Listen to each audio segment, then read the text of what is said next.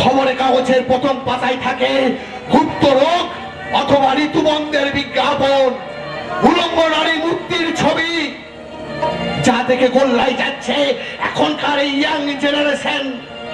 ভুলছে আবেগ, ভুলছে ঐতিহ্য। খবর থাকে ভেতরে পাতায়, তাও আবার এতো খবর বেশি। মেদিনীপুরে ঈশ্বরচন্দ্র বিদ্যাসাগরের জন্মদিন পালন হবে।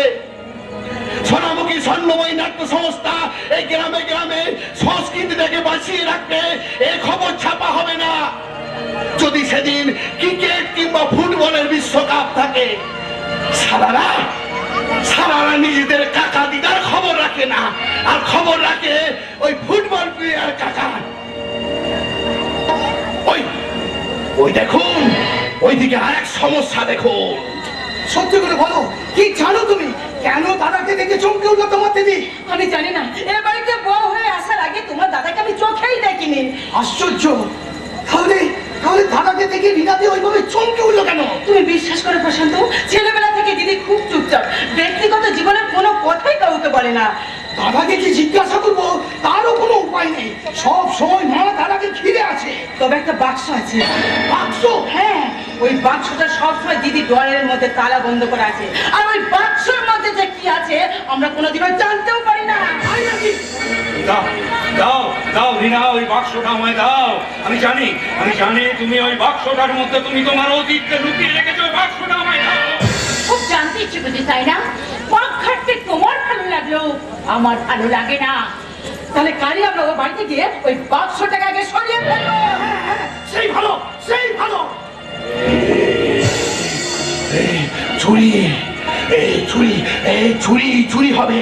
চুরি হবে ওই মেয়েটার সম্মান কাল।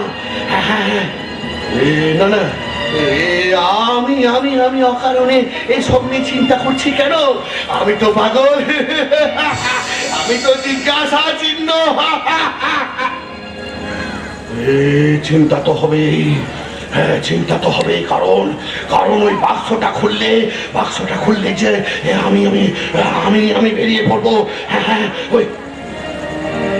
ওই দেখো, যাদেরকে নিয়ে এত চিন্তা তারা দিব্যি আছে।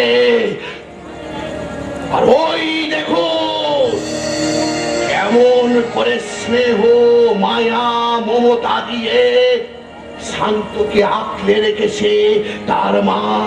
ওই দেখো।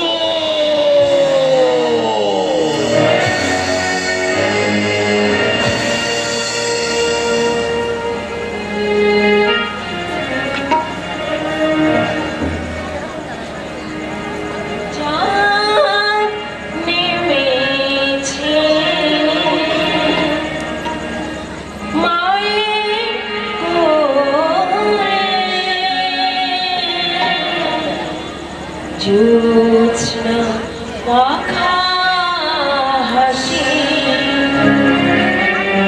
আমার খবর শোনাকে যে বড় ভালোবাসি।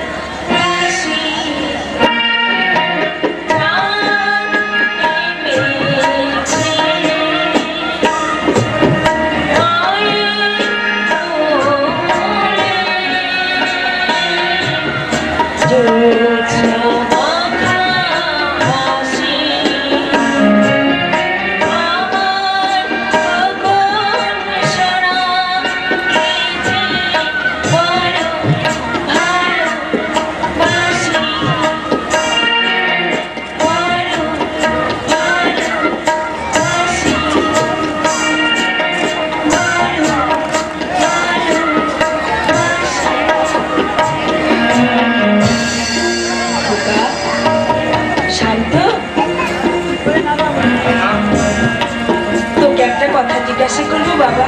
কি করতাম মা? কদিন ধরে লক্ষ্য করছি তুই বাড়িতে ঠিক মতো খাওয়া দাওয়া করছিস না, রাতে বাড়ি ফিরছিস না। জিজ্ঞাসা করলে বলছিস নাইট ডিউটি ছিল। কি হয়েছে রে? আগে তুই কখনো এমন কথা বলিসনি। বলবো মা, বলবো, কিন্তু তার আগে তোমাকে একটা কথা দিতে হবে। আমি যা বলবো তা তুমি শুনবে। পাগল ছেলের কথা শোনো। ওরে, আমি কি কখনো তোর কোনো কথা ফেলেছি? না ভালো নেই, কিন্তু আজ যদি না বলে দাও, আর যদি ভাইকে বেশি ভালোবেসে। কি রে থামলি কেন? ভাইকে বেশি ভালোবেসে? বল কি বলতে চাচ্ছিস, বল বাবা। আমার এবারকে থাকতে ভালো লাগছে না মা। কেন? বলছি বলছি গত পরশুদিন যখন টিনার দিদিকে দেখে আমি চমকে উঠি, তখন তুমি বাবা সবাই জিজ্ঞাসা করেছিলে যে কেন চমকে উঠলাম। হ্যাঁ, কিন্তু সেদিন কিন্তু কোনো উত্তর দিসনি বাবা। আজ বলছি মা, টিনার দিদি একটা নোংরা মেয়ে মা। কি বলছিস তুই? একটা পতিতা বললি পতিতা, আমাদের কারখানার মালিকের সাথে ওর নোংরা সম্পর্ক আছে মা। তাই ওরকম একটা বাজে পরিবারে ছোট জাতের মেয়ের সঙ্গে ভাই সংসার করলেও আমি কিছুতেই টিনার সাথে এ বাড়িতে থাকতে পারবো না। মানে মানে তুমি তুমি ভাই আর টিনাকে এ বাড়ি থেকে তাড়িয়ে দাও। তুই কি পাগল হয়ে গেছিস? আমি কেমন করে ওর সন্তান বৌমাকে এ বাড়ি থেকে তাড়িয়ে দেবো? ভুলে যাস না আমি তোর মতন ওদের মা। না, আমি সব জানি না মা, তুমি না পারলে বলো আমি ওদের বাড়ি থেকে চলে যেতে বলছি। আরে না খোকা, এমন কথা তুই বলিস না। একজন জজ সাহেবের স্ত্রী হয়ে বিনা দোষী কাউকে আমি সাজা দিতে পারি না বাবা। আমি জানি মা, তা তুমি পারবে না। তাহলে এক কাজ করো, ওরা থাকবো কে বাড়ি, চলো তুমি আর আমি অন্য কোথাও চলে যাই। চলো অন্য কোথাও চলে যাই মা। না, আপনাদের কোথাও যেতে হবে না মা। আমি আড়ালে দাঁড়িয়ে সব শুনেছি, তাই বলছি আমার জন্য এই সংসার ভাঙুক, এই পরিবার ভাঙুক, তা আমি চাই না মা, তা আমি চাই না, আমি চাই না। বৌমা শোনো না, বলছি তুমি তোমার দাদার কথা কিছু মনে করো না। জানোই তো তোমার দাদা একটু ওইরকম। কিন্তু মা, আমার দিদির সম্পর্কে এত বড় কথা শোনার পরও আমি কোন মুখ নিয়ে এখানে থাকবো আপনি বলতে পারেন মা? চোরের মায়ের বড় বলে আমি তো চলে যাবো, এখন আমি করার কি আছে? শান্ত শান্ত, তুই শান্ত বাবা, তুই চুপ কর। না বৌমা, তুমি এই বাড়ি থেকে চলে যেও না। তুমি এই বাড়ি থেকে চলে গেলে আমার প্রশান্ত যে বাড়ি থেকে চলে যাবে বৌমা।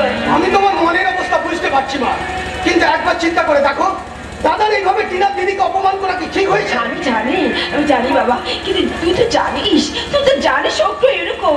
কেন কথা বাড়াচ্ছ মা? তুমি কেন কথা বাড়াচ্ছ? ওদের এ বাড়ি থেকে চলে যেতে বলো। দিদি পতিতা কবে শুনবেন টিনা? মা না, কেউ যেতে বন্ধ কর। শান্ত, তুই শান্ত। আমি বলছি তোরা এই বাড়ি থেকে কোথাও যাবি না। না না, যে না, এই কথা শোনার পর আমরা এক মুহূর্তে এ বাড়িতে থাকতে পারি না। চলো চলো টিনা, চলো। চলো আমরা এ বাড়ি থেকে চলে যাই, চলো। প্রশান্ত না না, যাস না। মা, আপনি কেন করেছিলেন? কেন বারবার আটকাতে চাইছো মা? কেন শুধু শুধু আমাকে দুর্বল করে দিচ্ছ? এই তোরা যদি আর এক মুহূর্তে এ বাড়িতে থাকিস না, তোরা কিন্তু মায়ের বরাবর দেখতেই বলে দিলাম।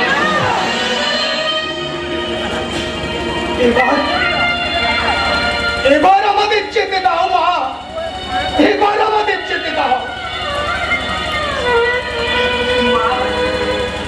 আপনি আমাকে বলেছিলেন আমি যেন বরদার সঙ্গে কোনো রকম খারাপ ব্যবহার না করি, আমি কিন্তু সেটা করিনি।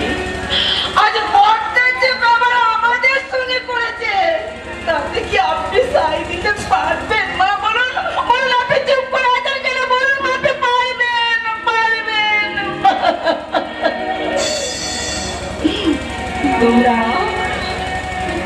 তোমরা চাও বৌমা, ভগবান তোমাদের মঙ্গল করুন।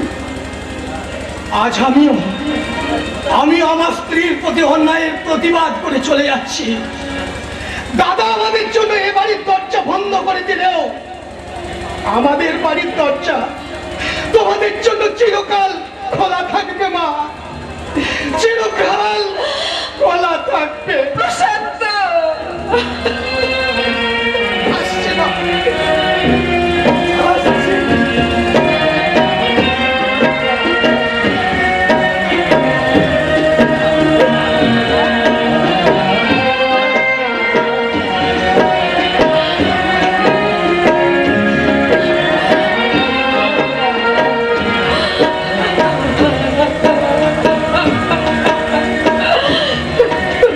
প্রশান্ত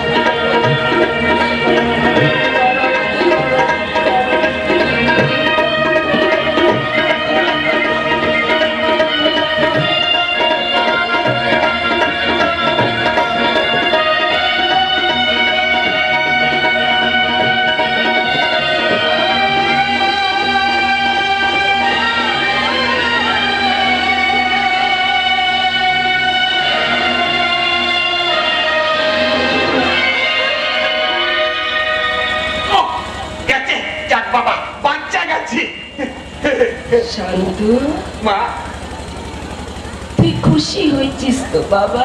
হ্যাঁ মা, আমি খুব খুশি হয়েছি মা, আমি খুব খুশি হয়েছি। এবার খালি এ বাড়িতে আমি তোমাকে মা বলে ডাকবো, তুমি শুধু আমার মা আর আমি শুধু তোমাদের ছেলে। আর সুশান্তকে যে রোগে ধরেছে ও দুদিন বাদে এসে যাবে মা।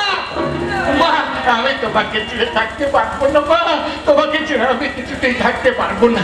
তুমি তুমি শুধু আম্মাকেই ভালোবাসবে, আম্মাকেই আদর করবে, আম্মাকেই খোকা বলে ডাকবে। আর তার যদি না হয় তাহলে আমি কিন্তু বিষ খেয়ে আত্মহত্যা করবো। এই আমি বলে গেলাম মা, এই আমি বলে গেলাম, আমি কিন্তু বিষ খেয়ে আত্মহত্যা করবো। বিষ খেয়ে-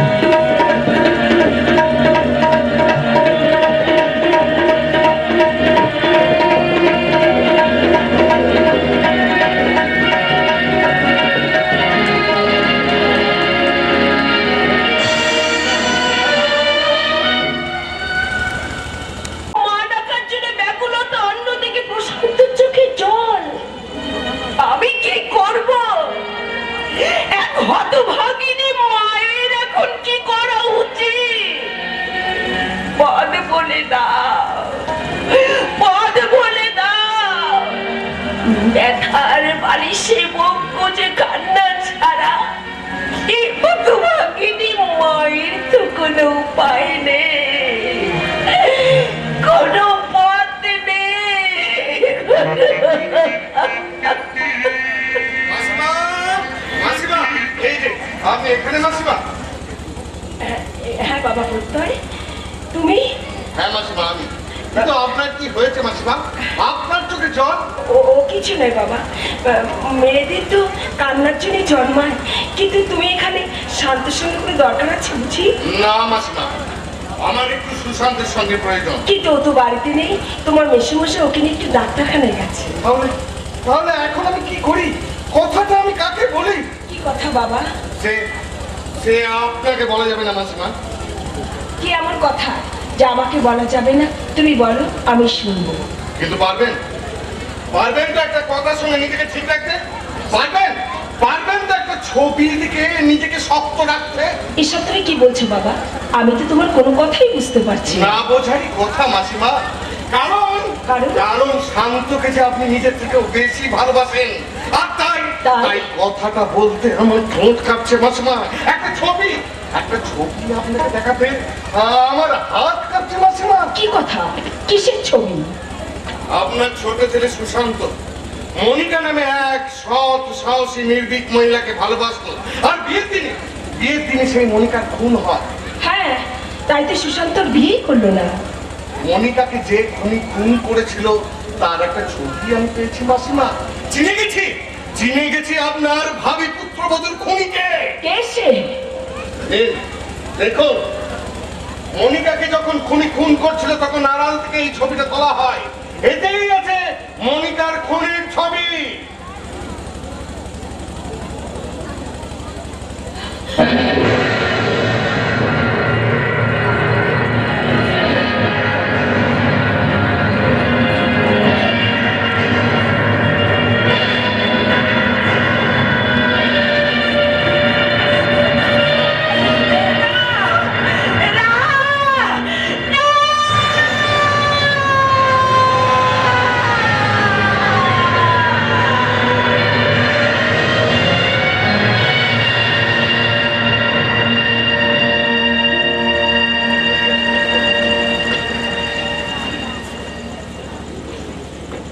এসব কি বলছেন দিদি?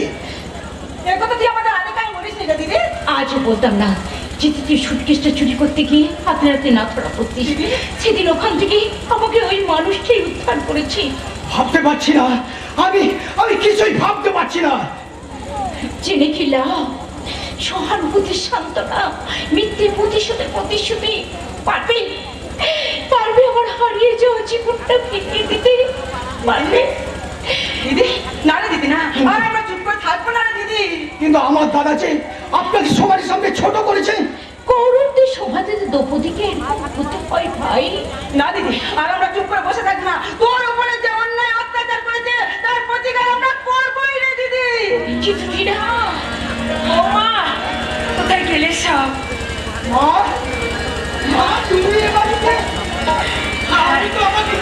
বিশ্বাস করতে পারছি না মা। হ্যাঁ রে, তোরা চলে আসার পর আমি সত্যের অফিসে সত্যকে ফোন করি, তারপরে আমি ঠিকানা তার কাছ থেকে পেলাম। তাই তাই সন্তান মাকে বলবো যে ছেড়ে থাকতে পারে, কিন্তু মা কি সন্তানকে ছেড়ে থাকতে পারে? ভালো করেছেন, আপনি খুব ভালো করেছেন। তাই তো তোমরা ওই বাড়ি থেকে চলে আসার পরে বাড়িটা যেন কেমন হয়ে গেছে মা, মনে হচ্ছে পুকুর রোদে একটা টাটকা তাজা গোলাপ ফুলের বাগান এক নিমিষে শুকিয়ে গেছে। কেন মা, কেন? দাদাকে নিয়ে তোমার তো বাড়িতে ভালো থাকার কথা, চিরকাল তো তুমি দাদাকে নিয়ে ভালোই ছিলে। প্রশান্ত, হ্যাঁ মা, জ্ঞান হবার পর থেকেই দেখে আসছে তুমি একই সাথে একই থালায় একই খাবার দুজনকে খেতে দিতে, খালি দাদাকে ভাত মেখে খাইয়ে দিতে আর আমাকে আমাকে খেয়ে নিতে বলতে। এটাই যে পার্থক্য। প্রশান্ত তুই? হ্যাঁ আমি আমি আমি বাবা মা ভাই সবাইকে ছেড়ে গেলাম হোস্টেলে থেকে পড়াশোনা করতে, আর দাদাকে মা নিজের কাছে রেখে দিল। আমি হোস্টেলের রুমে পাঁচ বালিশটাকে জড়িয়ে ধরে একাকিত্বের যন্ত্রতে কাঁদতে কাঁদতে ঘুমিয়ে পড়তাম, আর মা মা তখন দাদার মাথায় হাত বুলিয়ে গান গাইতে গাইতে ঘুম পাড়িয়ে দিত, তাই না মা?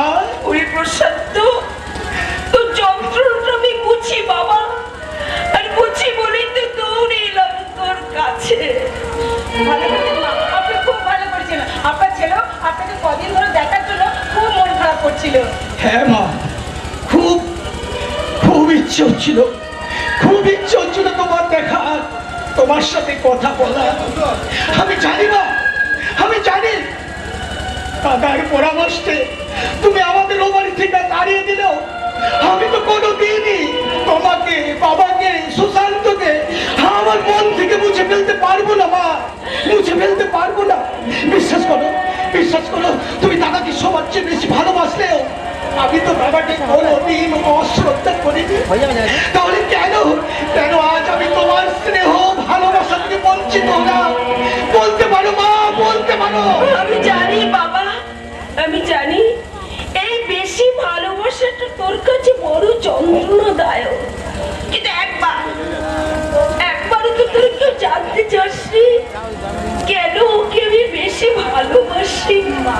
তাহলে তাহলে আজ আমি জানতে চাইছি মা, বলো বলো কেন বেশি ভালোবাসো? ওর তখন মাত্র 4 বছর বয়স, তখন কেউ তোরা পৃথিবীতে আসিসনি। ডাক্তার চেক আপ করে বলল ও প্রতিবন্ধী। তারপরে লক্ষ্য করলাম প্রতি অমাবস্যায় ওর মধ্যে একটা অদ্ভুত পরিবর্তন, প্রতি অমাবস্যায় অদ্ভুত ভাবে পাল্টে যায়। হ্যাঁ, বিশ্বাস কর তোরা সেই রূপ দেখিসনি, কিন্তু আমি দেখেছি। ওর চোখ দুটো কেমন জবা ফুলের মতো লাল হয়ে যায়, ওর ঠোঁট দুটো কাঁপতে থাকে, আর ও শুধু পরিত্রাহী ভাবে চিৎকার করতে থাকে।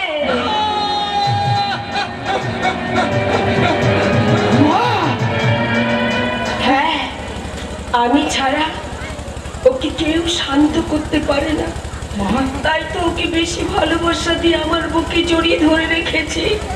তাছাড়া ডাক্তারবাবু বলেছেন এইসব রোগীর ওষুধই একমাত্র ভালোবাসা, তাই তো বেশি ভালোবাসা দিয়ে আমি ওকে বুকে জড়িয়ে ধরে রেখেছি। ও যে আমার অবোধ বড় ছেলে। মা, আপনি কোনো অন্যায় করেননি মা, আপনি কোনো অন্যায় করেননি। এই ঘটনা দুটোকে ভালোবাসা দিয়ে সুস্থ করতে হয় মা। হ্যাঁ, মিলে যাচ্ছি। সেদিনে সেই অধ্যায়টার সঙ্গে আমার জীবনে চরম অধ্যায়টা মিলে যাচ্ছি। মাসিমা, আপনার কি মনে আছে সেই দিনটা কালী পুজো রাত ছিল, ভালোই কাঁদতে? হ্যাঁ, ওই দিন আমাদের বাড়িতে পুজো হচ্ছে, চারিদিকে ঢাকের আওয়াজ, কাশির আওয়াজ, বোমের আওয়াজ, কিন্তু তোমাকে এরকম দেখাচ্ছে কেন মা? মাসিমা, ওই দিনটাই যে আমার জীবনের চরম সর্বনাশের দিন। শান্ত যে বাসি করে প্রতিদিন কারখানায় যেত, আমি সেই একই বাসি করে প্রতিদিন যিশুরি পড়াতে যেতাম। ওর সাথে আমার ওই বাসি আলাপ, তারপর ওর প্রতি আমি মনে মনে ভালোবেসে ফেলি। তারপর কালী পুজো রাতে ও আমাকে নিয়ে বেড়াতে চায়। আমি হঠাৎ লক্ষ্য করে দেখি ওর মুখ দিকে কোনো কথা নেই। ও আগুনে কথার চোখ নিয়ে আমাদের দিকে তাকায়। আমি ভয়ে চিৎকার করি, আমার মুখে চাপা দিয়ে হাত বেঁধে আমার জীবনে চরম সর্বনাশ করে। এরপর আমি জ্ঞান হারিয়ে ফেলি।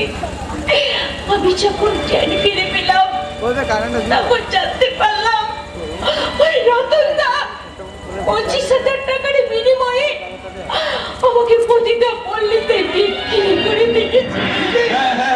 হ্যাঁ রিনা, হ্যাঁ, আমি তোমাকে সেদিন 25,000 টাকার বিনিময়ে ওই পতিতা পল্লীতে বিক্রি করেছিলাম। না ভাই, না না না না, আমি জিজ্ঞাসা নই, আমি রতন। হ্যাঁ, রতন। একমাত্র ছেলেটাকে অপারেশনের থেকে বাঁচাবার জন্য আজ আমি সব হারিয়েছি ভাই, সব হারিয়েছি। সব হারিয়েছেন? ডাক্তার বলল এক রাতের মধ্যে 50,000 টাকা জোগাড় করতে না পারলে আমার ছেলেটাকে আর বাঁচানো যাবে না। তাই আমি যখন ওই 50,000 টাকার জন্য বিভ্রান্ত উল্কার মতো ছুটতে চলি টাকার সন্ধানে, সেই সময় ওই রাতে ওই শয়তান শান্ত আমায় ডেকে পাঠায়, বলে যাই বড়ি রেখে গঙ্গার জলে ফেলে দিয়ে আয়, আমি তোকে 25,000 টাকা দেবো। তারপর তোমাকে নিয়ে যখন আমি ওই গঙ্গার জলে ফেলতে যাই তখন দেখি তোমার জ্ঞান আছে, আর আমি বাকি 25,000 টাকাও কোথায় পাবো। তাই কোনো উপায় না দেখে সেই দিন আমি ওই বাকি 25,000 টাকার জন্য তোমাকে প্রতিটা পল্লীতে বিক্রি করেছিলাম। তারপর 50,000 টাকা নিয়ে আমি যখন মহা আনন্দে ঘরে ফিরি তখন দেখি 4 অপারেশনের জন্য আমি এত কিছু করলাম, সেই আমার একমাত্র ছেলেটা মারা গেছে।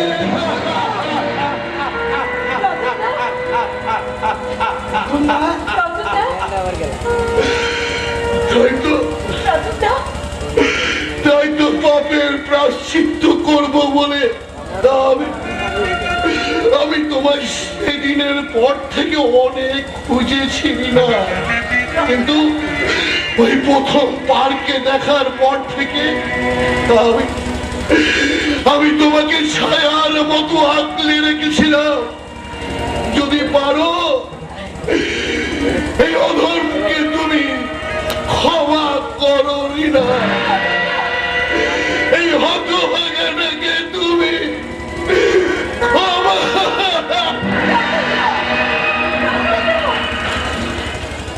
আমি কি শুনলাম? আমি শান্ত সম্পর্কে নতুন করে এসব কি শুনলাম? আমার বড় ভয় করছে। তোরা সবাই মিলে বাড়ি পড়ে চল, সামনে আমার অমাবস্যা, আমার মনটা বড্ড কোকাইছে বাবা। না আর তা হয় না। দাদা যে দিব্যি দিয়েছে সেই দিব্যির পরে আর আমি টিনাকে নিয়ে ওই বাড়িতে কোনো দিনই ফিরে যেতে পারবো না। শোন না, আমি তো দাদাকে বলে দিব্যি তুলে নিতে বলি, তো দাদাকে বললে তুই তো বৌমাকে নিয়ে কালী পুজোর দিন বাড়িতে যাবি, আর তোরা যদি কালী পুজোর দিন বৌমাকে নিয়ে বাড়িতে না যাস তাহলে 150 বছরের পুজো আমি বন্ধ করে দেব।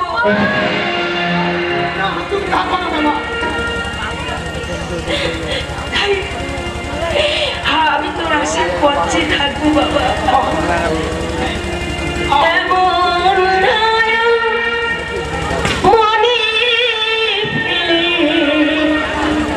কোন দেশেতে যা যেদিকে চাই সেদিক শুধু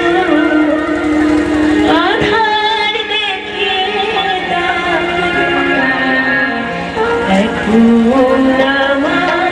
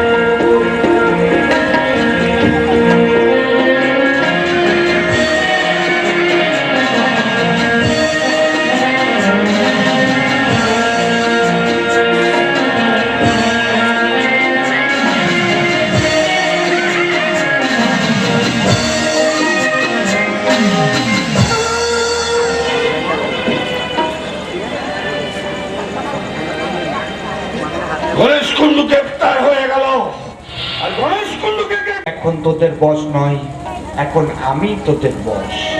আর আমার কথার অবাধ্য হলে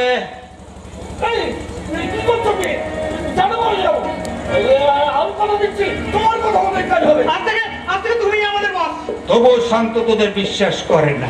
আরে বাবা, আমি গান কবুল করবো, তবু তোমার সঙ্গে কথা করবো না। না, কারণ এই পথে যারা পা দেয় সব সালা শয়তান, আর শয়তানদের কখনো বিশ্বাস করতে নেই। মোহিনী, পরের কাজটা বুঝিয়ে দাও। বিনিময়ে লেকিন পুলিশের ঝামেলা হবে, সব সামলাবো আমি। আরে তুমি মাথায় এসে পড়তে দেবে, তার জন্য ঘুরঘুর ঝামেলা করে কি লাভ? লাভ লাভ ভট্টাচ বাড়ির একটা ছত্র মালিকানা, এবং যত শীঘ্র সম্ভব।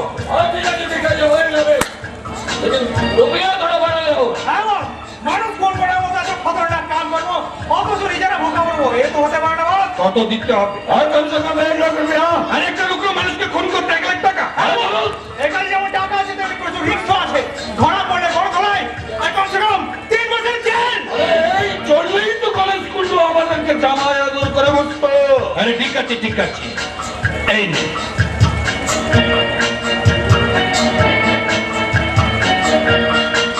এই নে 20,000 एडवांस। 7 दिन के अंदर मेरा काम हो जाना चाहिए। खत्म होने के बाद बाकी 80,000 रुपया जरूर मिल जाएगा। अंडरस्टैंड? Okay boss. जा, सुन सुन सुन सुन, बहुत होशियारी से काम करना होगा। क्यों चलो जानते ना पारे कि सुशांत के खून करते आमी भाड़ाटे गुंडा লাগিয়েছি। बिल्कुल चिंता मत कीजिए बस, ये सारा बंदा जो काम कर रहा है खुद अल्लाह ताला भी टेर पावेगा, क्योंकि याद रखना अगर मेरा नाम सलाहत का डायलॉग।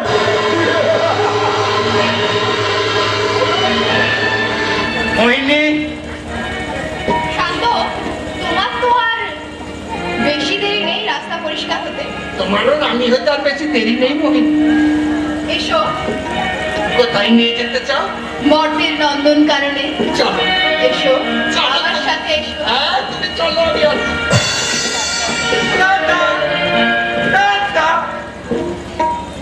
বারবনিতা মোহিনী আমাকে লালসার ফাঁদে জড়াতে চাই, আমাকে বিয়ে করে ঘর পাতার লোভে শালি পাগল হয়ে গেছে। কিন্তু জানেন না যে শান্ত কত বড় হারামি। চা খা ভার শান্ত আলমারিতে সাজিয়ে রাখে না, ছুঁড়ে নর্দমায় ফেলে দেয়। এবার ওকে আমি যেমন নাচাবো তেমনি নাচবে।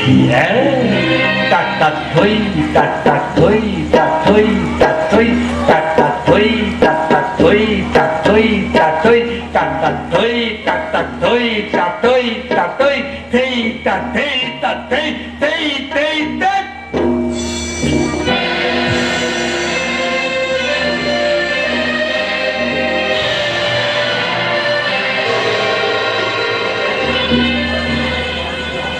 ঝিরি ঝিরি বাতাস কাঁদে, তোমায় মনে পড়ে।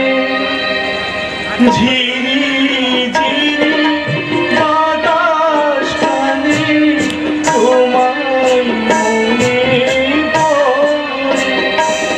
কি দেখা যায় বড় একা লাগে, চোখে যে মেঘ ধরে। ঝিরি ঝিরি বাতাস কাঁদে, তোমায়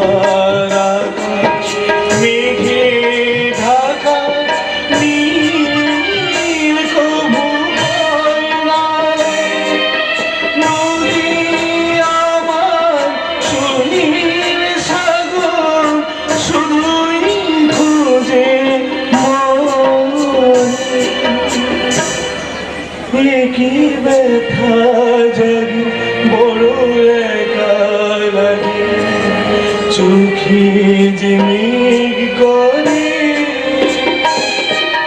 ঝিরি ঝিরি বাতাস করে তোমার মনে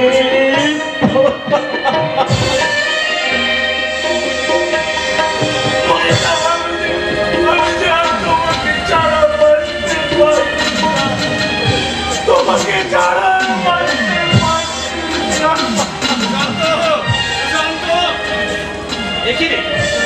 সুশান্ত, এখনো তুই অন্ধকারের মধ্যে নিজেকে ডুবিয়ে রেখেছিস বাবা। অন্ধকারই যে আমার শেষ ঠিকানা বাবা। সুশান্ত, তুমি কি কিছু বলছিলে বাবা? হ্যাঁ রে, আমার ওষুধ খাওয়ার সময় হয়ে গেছে, একটু ওষুধটা নিয়ে আয় তো বাবা। আচ্ছা তুমি বসো, আমি এক্ষুনি তোমার ওষুধ এনে দিচ্ছি। হ্যাঁ রে, তোর মা কোথায় রে? মা বোধহয় রান্নাঘরে আছে। আচ্ছা তুমি বসো, আমি মাকে পাঠিয়ে দিচ্ছি। তাই দে, তোর মার সাথে আমি কিছু কথা বলি। বেশ কয়েকদিন ধরেই দেখছি এই বাড়ির উপর দিয়ে একটার পর একটা দুর্যোগ বয়ে যাচ্ছে। এই ভরচাক বাড়ির শেষ পরিণতি যে কি হবে আমি কিছুই বুঝতে পারছি না, ও শান্ত, তোমার সঙ্গে আমার কিছু কথা আছে বাবা। কিন্তু তোমার সাথে কথা বলার মতো প্রবৃত্তি আমার নেই। তুমি যে আরম্ভ করেছো তাতে মনে হচ্ছে আমাকে নাই শেষ বয়সে এসে ওই বিচারকের আসনে বসে কলম টানা ভাঙতে হয়। এসব তুমি কি বলছো বাবা? আমার নামে তোমাকে কি কেউ কিছু বললেছে? প্রথম দিন বিকাশ বাবুর কথা আমার বিশ্বাস না হলেও এরপর থেকে তোমার কার্যক্রম আমাকে ভাবাচ্ছে বই কি। বাবা শান্ত, আমি বলি কি, তুই যে পথে চলেছিস বাবা, আমার মনে হয় সে পথটা সঠিক পথ নয়। আরে পথটা পাল্টা, না হলে আমাকেই মতটা পাল্টাতে হবে। তার আগে তোমাকে কয়েকটা দলিলের বয়ান পাল্টাতে হবে বাবা। মানে বুঝলি না? আমি বুঝিয়ে বলছি। দেখো, প্রশান্ত বউকে নিয়ে আলাদা হয়ে গেছে, শুনেছি ওর নাকি একটা ভালো চাকরিও পেয়েছে। তাহলে ওর কোনো চিন্তা নেই। আর সুশান্তকে যে লোকে ধরেছে, ও দুদিন বাদ এসে যাবে বাবা। শান্ত, কি বলতে চাইছিস তুই? আমি বলতে চাইছি যে বাবা, আমি একটা সামান্য কারখানায় চাকরি করি। কারখানা যখন তখন লোক আউট হয়ে যেতে পারে, তখন আমার কি হবে বাবা? শান্ত, তাই বলছিলাম কি, যে তোমার স্থাপর অস্থাপর সমস্ত সম্পত্তি তুমি আমার নামে লিখে দাও বাবা। আমি কথা দিচ্ছি, তোমার আর মায়ের সমস্ত দায়িত্ব আমার। স্পর্ধার একটা সীমা থাকা যায় শান্ত। তুই দেখছি আস্তে আস্তে সীমার বাইরে চলে যাচ্ছিস। আরে আমার সামনে দাঁড়িয়ে, হ্যাঁ আমার সামনে দাঁড়িয়ে আমাকে অর্ডার করার মতো সাহস তোর হলো কোত্থেকে? বাবা, তুমি রেগে যাচ্ছ কেন? মাথা গরম করে এসব কাজ হয় না। দেখো 12 প্যাটুরির জন্য কোর্ট পেপার আমি সাথে করে নিয়ে এসেছি। তুমি শুধু একটা সই করে দাও, তারপর সব ব্যবস্থা আমি করে নেবো। অসম্ভব! অবসর নিয়ে নিলেও আমি একজন বিচারক ছিলাম, সেই কথাটা তুই ভুলে যাস না। সারাটা জীবন আমি মানুষের সঠিক বিচার করেছি, আর আজও তাই করব। কান খুলে শুনে রাখ, এই মুহূর্তে এই সম্পত্তির ভাগ আমি কাউকে দেবো না। যখন সময় হবে তখন প্রশান্ত আর সুশান্তর সাথে তুইও তোর ভাগ পেয়ে যাবি। না, আমি ভাগ চাই না, আমি কোনো সম্পত্তি নাই চাই বাবা। বাবার সাথে কিভাবে কথা বলতে হয় তাও তুমি ভুলে গেছো। লিখে দেব না আমি, কি করবি তুই? বাবা মাথা গরম করে দিও না বাবা। মা এবারে আসার আগে তুমি সইটা করে দাও। না, সই আমি করবো না। না, তুমি সইটা করে দাও বলছি। আমার মাথার মধ্যে কেমন হচ্ছে, আমি কিন্তু মাথা গরম হয়ে যাবে। ফিরে যা বাড়ি থেকে। সই আমি করবো না।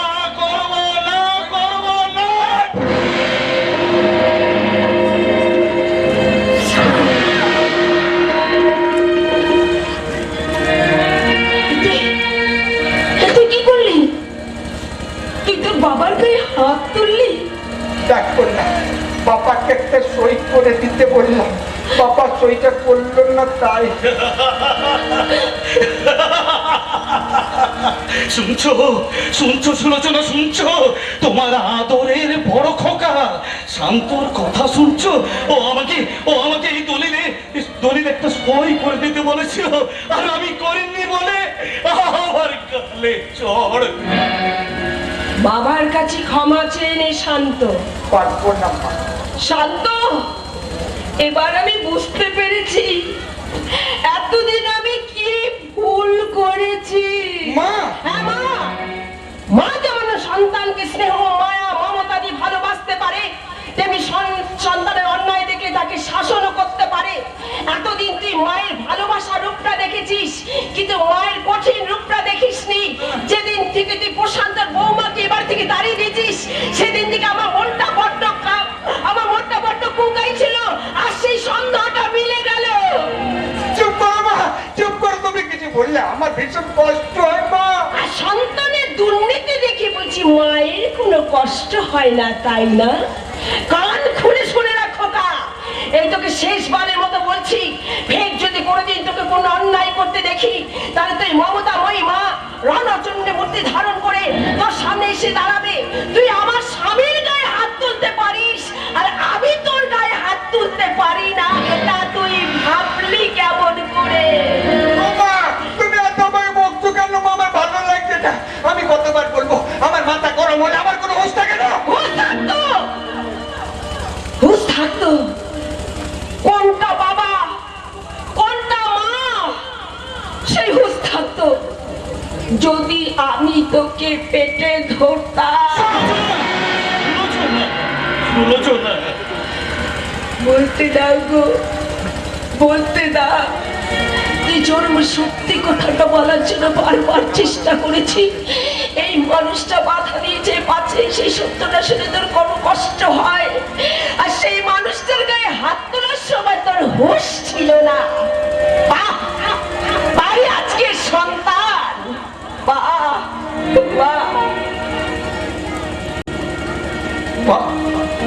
ও মা, এ তুমি কি শোনালে মা? আমি তোমার নিজের। না না, তুই আমার নিজের ছেলে নোস। তোর যখন 6 মাস বয়স, তখন তোর আশ্রয়দাতা বাবা একটা অনাথ আশ্রম থেকে তোকে এনে আমার করে দিয়ে বলেছিল, শুনেছো না, আর তুমি মা না হতে পারার জন্য আর তুমি কেন না, আজ থেকে তুমি একে মানুষ করো, তুমি এর মা। আর সেই মানুষটার গায়ে হাত তোলার সময় তোর দোষ ছিল। আমার মাথার মধ্যে কেমন হচ্ছে? তবু তোকে শুনতে হবে। সবাই জানে তুই প্রতিবন্ধী, তুই মানুষকে রুগী, তার জন্য তোকে বেশি ভালোবাসি। কিন্তু না, এতদিন আমি তোকে এতদিন অন্ধের মতো কেন ভালোবেসে এসেছিস জানিস? তার কারণ তুই এ বাড়িতে আসার পর আমি প্রশান্তকে গর্ভে ধারণ করি, মাতৃত্বের স্বাদটা বুঝি। তাই তো এই বাড়ির কাছে তুই দেবতা, আর সেই দেবতার মহত্ব যায় ধ্বংসের মুখে। মা, ও মা, তাহলে সত্যি আমি একটা অনাথ মা। আমি একটা পরিচয়হীন রাস্তার ছেলে মা। আমি তোমার নিজের ছেলে নই, তুমি আমার নিজের মা নও, শুধু ভাইয়ের মা, ভাই